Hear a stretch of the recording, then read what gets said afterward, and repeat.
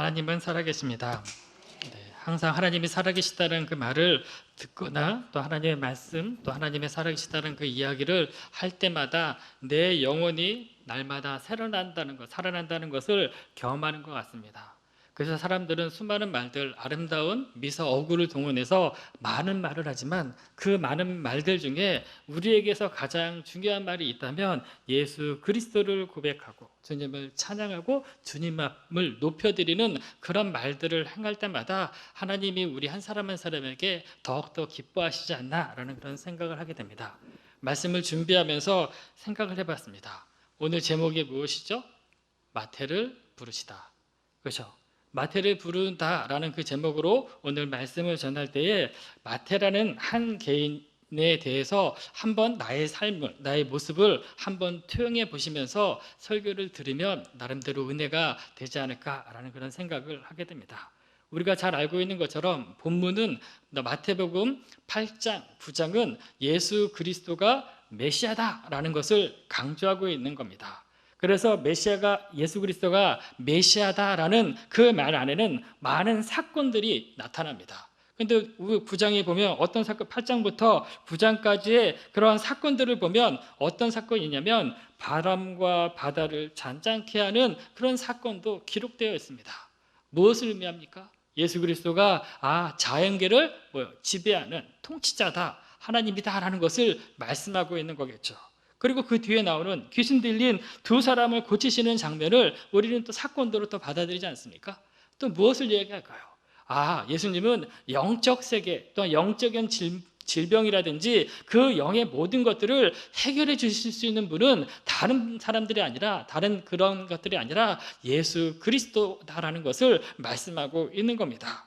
그리고 중풍병자 고치시는 장면을 보면 그 예수 그리스도는 영적인 문제만 해결해 주시는 것이 아니라 우리 삶 가운데 육신의 연약함들도 해결해 주시는 분이 예수 그리스도다라고 이야기하고 있죠. 결국 뭐예요? 8장, 9장에 많은 그 사건들은 오로지 한 가지를 이야기하는 겁니다. 예수 그리스도가 메시아다. 우리들이 기다리는 메시아가 바로 이 땅 가운데 오신 예수 그리스도다라는 것을 성경은 우리에게 말씀하고 있는 겁니다. 그래서 우리는 마태복음 8장, 9장의 그 사건들을 볼 때마다 한번 생각해 볼 것은 나에게 어떤 문제가 있으면 그 문제를 가지고 오는데 그 문제를 해결해 주시는 분은 다른 사람이 아니라 예수 그리스도밖에 없다라는 그 사실을 알고 있어야 한다는 겁니다. 왜냐하면 우리의 영적인 것, 육적인 것, 또 우리의 모든 필요를 알고 계시는 분은 바로 예수 그리스도 한 분밖에 없지 않나요? 그래서 우리는 예수 그리스도에 와야 되고 예수 그리스도가 어떠한 분이신지 성경을 통해서 날마다 듣지 않는다 그러면 그분에 대한 나의 사랑을 점점 잃어버릴 수밖에 없는 거예요. 그래서 우리는 그 말씀 앞에 나아가는 겁니다. 그래서 오늘 본문에 나온 것들은 예수 그리스도가 메시아라는 그 사건 속에서 예수님이 이 땅에 오신 그 이유와 앞으로의 사역이 무엇이냐라는 것을 또한 우리에게 밝히 보여주는 장면이 마태를 부르시는 그 장면이라는 거죠. 예수님이 이 땅 가운데 오시는 것은 뭐예요? 의인을 부르러 온 것이 아니라 죄인을 부르러 왔다. 뭐예요? 너희들이 의인으로 살아가는 사람은 예수 그리스도가 필요 없을 것이다 라고 이야기하지만 너희들이 의인이라고 얘기하는 그 의인은 착각일 수 있다는 겁니다.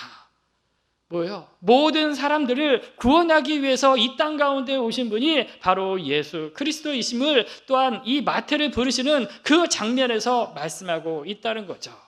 또 하나 우리가 또한 기억해야 할 것은 예수님은 긍휼을 원하는 거지 원하시고 제사를 원하지 않는다. 그러니까 제사를 파하기 위해서 이 땅 가운데 오셨다라는 것이 아니라는 얘기예요. 중요합니다. 제사도 너무너무 중요해요. 하나님 앞에 예배드리는 거 너무너무 중요하다는 겁니다. 그러나 그 너무너무 중요한 것 위에 예수님의 관심은 어디에 있냐면 긍휼이라는 그 단어 앞에 있다는 거예요. 불쌍히 여기는 그 마음이 있어야 된다는 겁니다. 왜요? 우리 주변에 있는 많은 사람들을 보면서 불쌍한 사람들 너무 많이 있지 않습니까? 그렇죠? 우리가 보기에도 불쌍하다 그러면 너무너무 불쌍한 겁니다. 그런데 우리는 그런 불쌍한 일을 보는 그 사람들을 보면서도 바리새인들처럼 저 사람들에 대해서 관심이 갖지 않는다 그러면 예수님이 우리에게 책망하는 그 소리도 들어야 한다는 거예요. 그래서 예수님은 우리에게 얘기하는 것은 긍휼을 원한다라는 그 말씀 앞에 우리가 지금 불쌍히 여기고 있는 그런 사람들이 있는지 너희들의 주변을 보면서 살아가라 라고 이야기한다는 거예요. 경제가 지금 흔들리고 있고 많은 사람들이 코로나 때문에 돌아가시고 있고 그러할 때에 우리가 어떻게 나갈 수 있습니까? 우리가 어떻게 그분들 앞에 돌아가시고 하는 분들 앞에 어떻게 위로해 줄 수 있어요? 우리가 그들을 보면서 나이가 많이 들었으니까 이제 죽을 사람이니까 그렇게 놓고 우리가 그들을 바라보는 건 아니지 않습니까?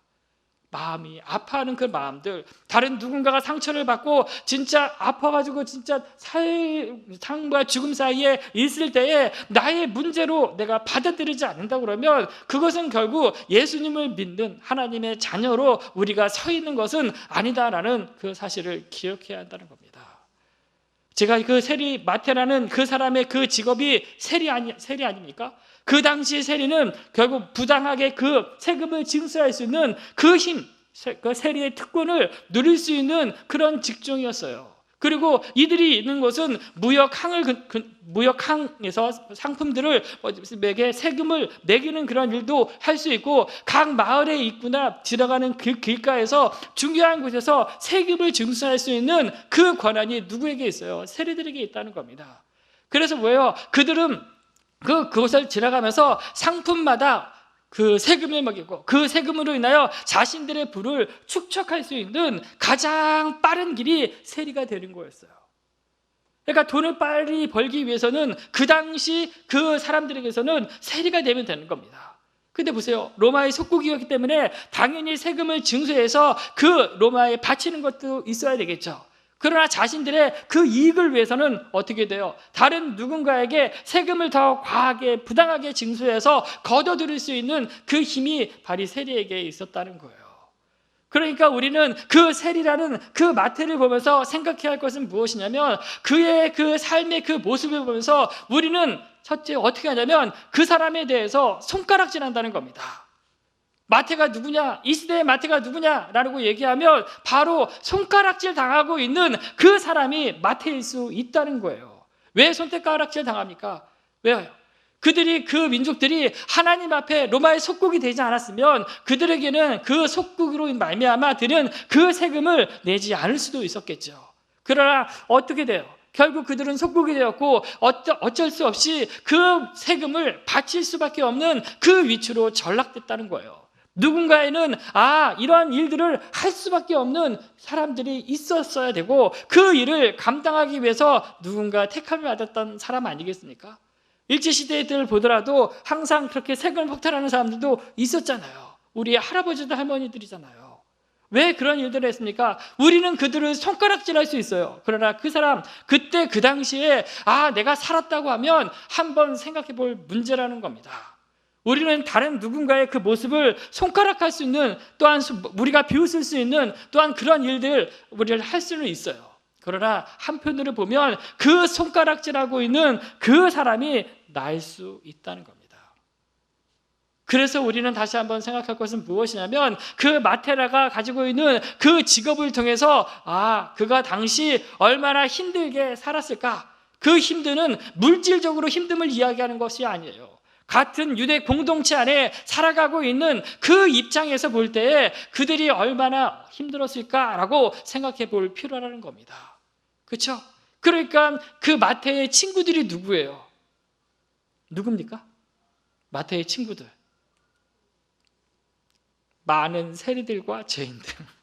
그렇잖아요. 성경에 그렇게 나와 있잖아요. 그러니까 잔치를 여니까 그 잔치에 누가 올 수 있어요? 유대인이라면 누구든지 초청할 수 있잖아요. 오라고 할 수 있겠죠. 근데 뭐예요? 바리새인 또한 율법에 능숙한 사람들은 저 죄인의 집에 갈 수 없다라는 겁니다. 길거리 지나가다가 문둥병자나 또한 질병에 있는 사람들 스치기만 해도 어떻게 돼요? 율법을 해서 더럽다 하고 깨끗하게 다시 돌아가고 하는 사람들이 그 바리새인이었잖아요. 근데 이렇게 그 당시 마태가 살았던 그 마태 주변에 있는 사람들은 당연히 세리들밖에 없을 것이고 그와 동일 업종에 있는 사람이고요. 또 하나 그 죄인들, 장시, 세리, 창기 이런 사람들이 그 주변의 사람들이었다는 겁니다. 친구들이 많았겠다, 그런 얘기가 아니잖아요. 유대 공동체 안에 윤리적으로 도덕적으로 흠을 가지고 있는 사람들이 바로 세리라는 그런 사람들이잖아요. 민족의 배반자라고 얘기하고 배신자라고 얘기하고, 그렇죠? 많은 사람들의 그 재물을 수탈해가는 악독한 사람이다라고 평가받는 사람들이 바로 그들이었어요. 그러니까 그런 상황, 그 당시 그들을 볼 때 당연히 손가락질 할 수밖에 없다는 겁니다. 근데 손가락질 당하는 그 사람에게 예수님이 짠하고 나타나잖아요. 지나가잖아요. 그러면서 뭐예요? 나를 따르라.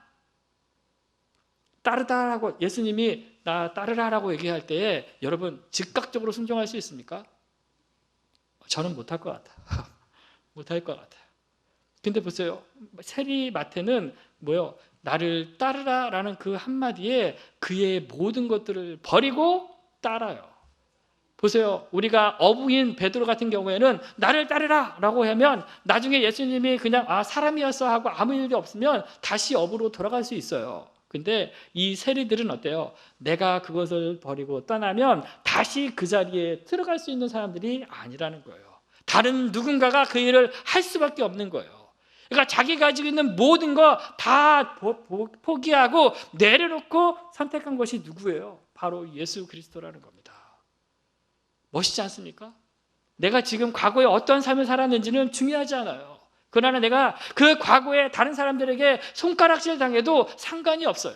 근데 주님이 나를 따르라는 그 음성을 듣고 일어나 따르기 시작한다면 그 사람의 인생은 앞으로 어떻게 될지 모른다는 겁니다. 예수님의 12 제자에 들어가잖아요. 맞죠?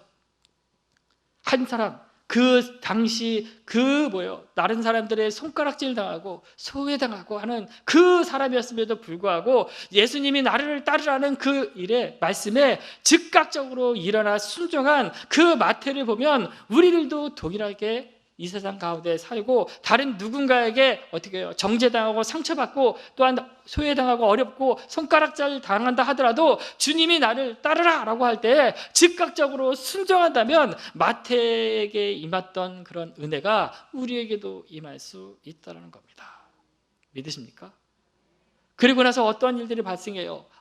내가 일어나서 이제는 주님을 따르겠습니다라고 한 이후에 그가 한 것은 큰 잔치를 여는 겁니다. 그리고 나서 초대하다고 얘기해요. 이 따르다라는 말은 그냥 초대하다라는 그 의미가 있다고 합니다. 그러니까 뭐예요? 잔치를 열고 다른 누군가에게 초대장을 보기로 하는 것과 마찬가지예요. 우리 집에 예수가 왔으니까 예수를 알고자 하는 사람들 다 와서 나와 함께 잔치에 어떻게 해요? 흥하게 또 기쁨을 가지고 누리자라고 그가 즉각적으로 그 일을 시작하잖아요. 그런데 보세요. 그 잔치를 열었는데 그 잔치의 주인공이 누구예요? 여기는 나와 있지 않지만 누가복음에 보면 누구냐면 이 마태가 예수를 위하여 큰 잔치를 열었다라고 얘기해요. 내가 단지 따르는 차원이 아니라 내가 나를 불러주신 그 예수님을 이제 만나고 내 집으로 모시고 이제는 내가 모신 거에 안에서 내가 가질 수 있는 모든 것들을 통해서 잔치를 베풀 정도로 예수 그리스도에게 한마디로 뿅 간 것이 바로 마태였다는 겁니다. 그렇죠? 딱 한마디예요. 나를 따르라라는 그 한마디. 그 마디가 그 세리인 마태의 마음을 요동시켰고 그 요동친 말씀이 결국 그의 삶을 완전히 예수님의 제자로 헌신하게 되는 그 놀라운 일들이 이 사건 안에 나와 있다는 거죠. 그렇다면 우리도 한번 생각해 보아야 되지 않습니까?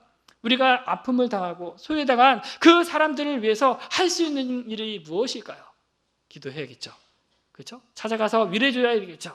그러나 중요한 것은 따뜻한 말 한마디가 그 사람을 살릴 수 있어요.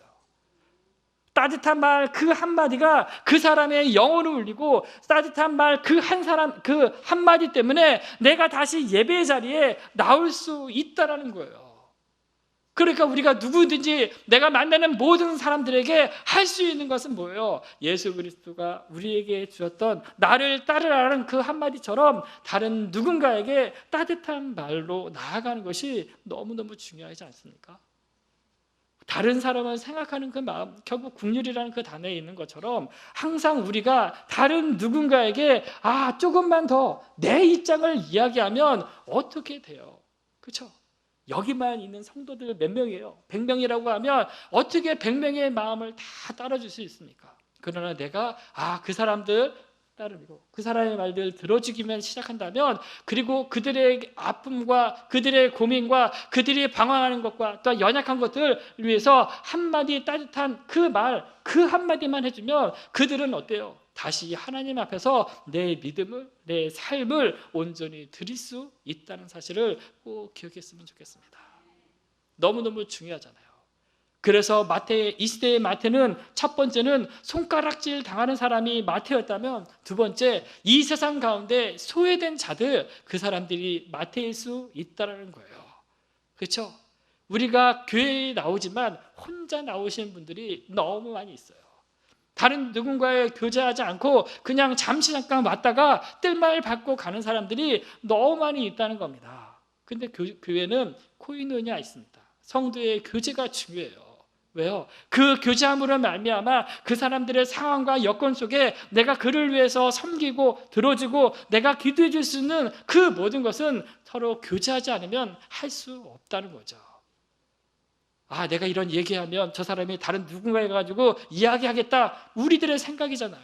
그런 생각들이 더욱더 쌓으면 성도와 성도 사이에 하나하나 담을 쌓을 수밖에 없는 겁니다. 쌓으면 처음에는 밑바닥에 있는 것은 언제든지 넘어갈 수 있어요. 그렇죠? 그러나 그 담들이 내 머리를 넘어가기 시작하면 그때부터 힘들다는 겁니다. 그럼 어때요? 머리 위에 넘어간 그 담은 부숴버리지 않는다 그러면, 그렇죠? 부숴버리지 않다면 그 상대에게, 그 이웃에게 다가갈 수 없어요. 그래서 우리들은 항상 기억해야 할 것은, 소외당하거나 외로운 그런 사람들, 그 사람들이 마음의 벽을 쌓았다면 어떠하든지 간에 우리가 다가갈 수밖에 없다는 겁니다. 먼저 은혜 받은 우리들이 그 사람들의 영혼을 바라보면서 나아가는 것밖에 없어요. 그들 스스로 담을 깼으면 좋겠는데 어때요? 한순간에 되지 않잖아요. 그렇기 때문에 부단히 우리가 항상 성도들의 교제 속에 다른 누군가를 돌보고 힘들어하는 사람이 있는지 항상 챙기는 마음들이 우리 안에 있는 것이 가장 중요하다는 겁니다. 마지막 세 번째는, 우리가 이 땅 가운데 누가 마태냐? 병들고 치료받아야 할 사람이 마태일 수 있다는 겁니다.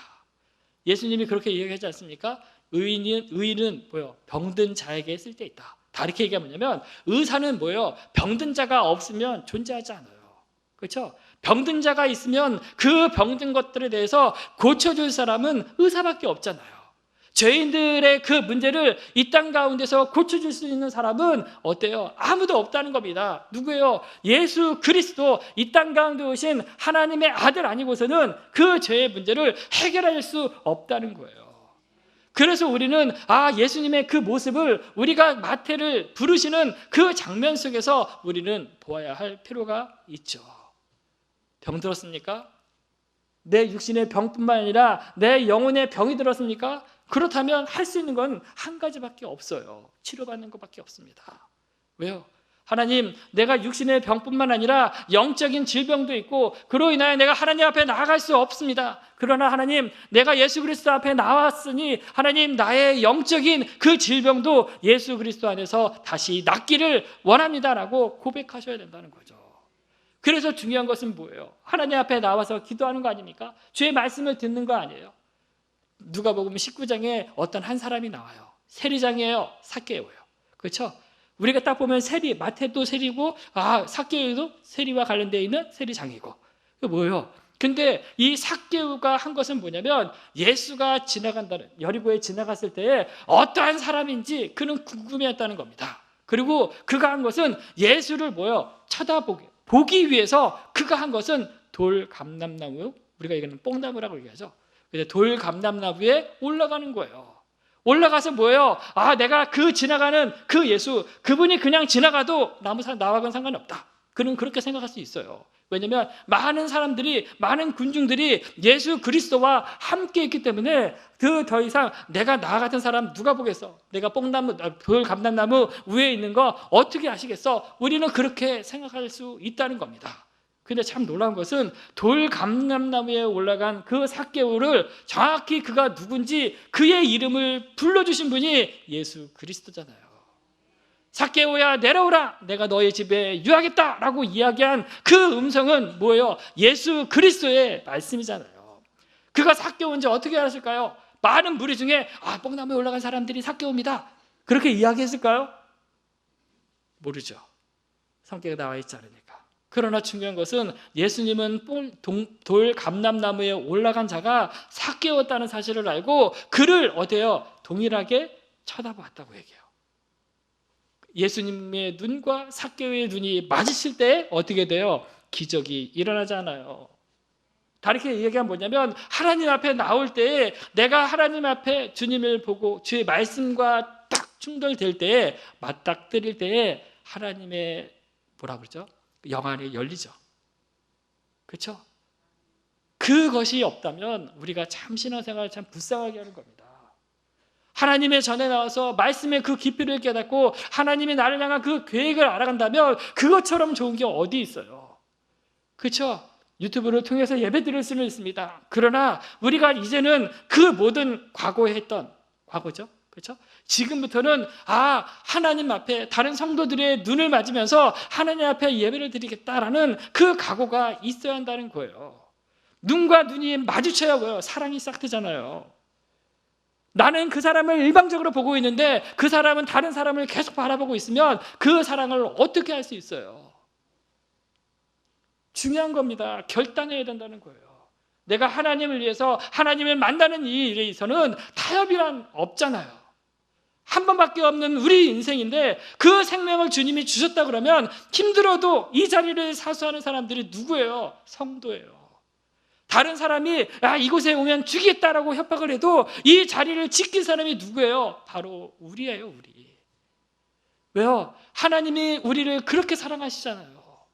하나님이 우리를 지금도 계속 보고 싶어하고 지금도 계속 주의 사랑의 눈으로 우리를 계속 보고 있음에도 불구하고 우리의 눈은 자꾸 세상에 가 있잖아요. 육신의 정욕, 목의 정욕, 이생의 자랑 쪽에 계속 서 있잖아요. 그래서 뭐예요? 하나님을 바라보는 그 온전한 믿음이 자라가는 것이 아니라 이제는 타성에 젖어 있고 어떻게 하면 편안하게 예배 드릴까에 대해서 그것을 스스로에게 합리할 수며 살아갈 밖에 없는 그 상황에 처해 있다는 겁니다. 위기 아닙니까? 힘들더라도 하나님의 전에 나와서 하나님을 쳐다보겠다. 내가 다른 건 잘 모르겠지만 하나님의 말씀이 울려 퍼지는 그 삶의 현장 안에 있겠다라는 그 각오를 가지고 나아간다면 우리의 믿음이나 우리의 마음, 그 자세가 틀려진다는 거죠. 내가 주님을 만나겠다, 보겠다는 그 마음이 없다 그러면 돌 감람나무에 삭개오는 올라가지 않습니다. 마찬가지예요. 하나님을 만나겠다, 내가 그분 진짜 살아계신 것뿐만 아니라 내 인생을 책임져 주시는 그분 만나겠다라는 그 마음이 없으면 우리는 이 자리에 오지 못해요. 그 마음들이 다시 일어나야 되잖아요. 또 흥분했죠? 너무 중요합니다. 눈과 눈이 마주칠 때 사랑이 싹 터요. 그렇죠? 하나님의 눈과 나의 눈이 마주칠 때에 어때요? 은혜가 있습니다. 하나님의 눈과 나의 눈이 마주칠 때에 응답이 있는 거예요. 우리가 자꾸 우리의 눈을 회피하기 시작하면 하나님의 은혜, 하나님의 사랑을 경험하지 못합니다. 세상의 것들의 열심이에요. 그것이 다른 누군가에게는 종교적인 열심으로 다가갈 수 있어요. 그렇죠? 그런데 주님, 하나님이 원하시는 것은 너희들이 종교적인 열심을 가져라, 그 얘기를 하지 않아요. 나를 알기 위해 더 힘쓰라라고 이야기하는 겁니다. 그래서 주님이 그 삭개오에게 한 말씀이 뭐예요? 인자는 섬김을 받으러 온 것이 아니다, 섬기러 이 땅 가운데 왔다라고 얘기하잖아요. 세리 마태에게는 뭐라고 얘기합니까? 의인에게는 병든 자에게 쓸 때 있지만 죄인에게는 누구의 필요해요? 예수 그리스도가 필요하다. 그렇죠? 우리 자신이 죄인이라는 사실을 알지 못한다면, 우리 자신이 마태라는 사실을 알지 못한다면, 우리 자신이 삭개오라는 것을 우리가 믿지 않는다 그러면 나와 성경은 상관이 없어요. 그렇죠? 삭개오는 그때 그 당시 그 사람으로 우리가 한정해 버리면 나와 상관이 없는 이야기가 된다는 겁니다. 그러나 그 돌 감람나무, 예수를 만나기 위해서 내가 돌 감람나무에 올라간 삭개오라면, 내가 어떻게 해요? 이 세리 마태라면 하나님은 어떻게 해요? 다시 나를 따르라 라고 하면서 나에게 사명을 주시고 나에게 주의 사역을 감당할 그 힘을 주님이 주신다는 사실을 믿는 저와 여러분이 되었으면 좋겠습니다. 이 자리에 있는 저와 여러분이 마태입니다. 세상에서 손가락질 당하는 사람일 수 있어요. 다른 세상에서는 소외된 자로 여김을 받을 수 있는 사람일 수도 있어요. 병들고 연약하고 믿음이 없는 도저히 나와 같은 사람이 어떻게 하나님을 믿어? 라고 이야기하는 죄인이 바로 저와 여러분일 수 있습니다. 아니, 여러분과 저예요. 그렇기 때문에 우리가 할 수 있는 것은 주님이 나를 따르라 라고 얘기하면 일어나 따르는 것밖에 없다는 겁니다. 따랐을 때에 주님이 우리 삶 가운데 얼마나 큰, 내가 가지고 있는 그것이 얼마나 부유하고 많고가 아니라 내가 주님을 위해서 이 큰 잔치를 열 정도로 많은 사람을 초대하고 또 많은 사람들 눈치 보지 않고 나아갈 수 있다는 거죠. 예수님의 그 천국, 그 잔치가 열렸을 그 현장에는 죄인과 세리뿐만 아니라 누구도 있었냐면 바리새인도 있었습니다. 마가복음이나 누가복음에 보면 바리새인의 서기관이라고 하는 표현이 있고 바리새인과 서기관이라고도 이야기해요. 다르게 얘기하면 바리새인이랑이 그곳 가운데 있었구나. 그들은 율법을 저 사람들이 율법을 잘 지키나 안 지키나 계속 뚫어지게 쳐다봅니다. 내가 이렇게 잘 지키고 있다면 너희들도 지키지 않으면 어떻게 돼요? 너희들 혼난다. 이거 아니에요. 항상 눈 뜨고 부릅뜨고 보는 그 현장이 바로 그 잔치 현장이었어요. 그러니까 예수님에 대해서 제자들에게 대해서 너희 스승은 왜 저런 사람들과 함께 앉아있느냐, 식사하느냐, 왜 교제하느냐, 그런 이야기를 하잖아요. 하나님을 알지 못한다 그러면 내가 있는 그 자리가 다른 누군가에게서 정죄받은 자리가 될 수 있어요. 그러나 하나님의 뜻대로, 하나님의 마음이 하나님이 원하시는 대로 있다고 한다면 그 자리는 중요하지 않아요. 왜요? 하나님이 원하시는, 기뻐하는 그 자리이기 때문이죠. 그것 때문에 우리가 있는 그 삶의 그 자리들은 항상 주님이 기뻐하는 그 자리가 되어야 합니다. 죄인들과 함께하고 죄인들, 어려움을 당한 그 많은 사람들을 어떻게 하든지 간에 주님께 인도하는 그 일들을 우리들이 해야 한다는 거죠. 상처받은 사람들 외면하기 시작한다면 주님은 나의 상처 그대로 두실 수 있어요. 근데 어때요? 성경은 항상 예수님은 우리에게 무엇을 얘기하냐면 소외당하거나 버림받거나 혼자거나 어떠하든지 간에 항상 그 주위에 그들과 함께 하셨음을 누가복음을 통해서 우리는 알 수 있지 않습니까? 그렇다면 우리들이 갈 자리는 그 큰 잔치가 열리는 그 자리보다는 죄인들의 자리, 힘들고 어렵고 참 눈물 흘리는 그 사람들을 만나는 그 자리를 향해 우리는 오늘도 걸어갈 책임이 있습니다. 놀라운 것은 그 자리에 가기 시작하면 하나님의 역사는 나타나요. 하나님의 기적은 체험할 겁니다. 그리고 도저히 저런 사람 내가 어떻게 저 사람을 구원할 수 있어 라고 우리는 생각할 수 있어도 하나님은 내가 순종하고 걸어가면 또한 그에게 다가가면 하나님은 문을 열어주시는 분이심을 믿는 저와 여러분이 되길 원합니다. 이제 코로나도 거의 끝나갈 거예요. 근데 많은 사람들이 그러더라고요. 코로나 끝나면 다른 거 또 올 수 있다. 네, 그렇죠?